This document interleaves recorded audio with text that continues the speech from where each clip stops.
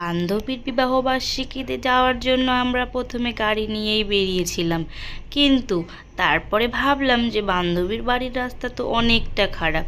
সেই জন্য আরেকটা বান্ধবীর বাড়িতে আমাদের স্কুটিটা রেখে তারপর টোটোতে উঠেছিলাম।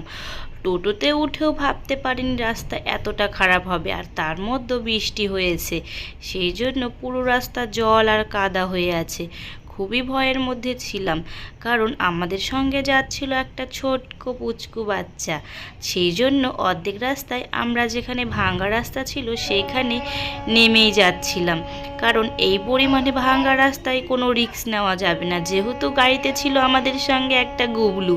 সেই জন্যই আমরা বেশি রিস্ক না নিয়েই হেঁটে হেঁটেই যাচ্ছিলাম কিছুটা।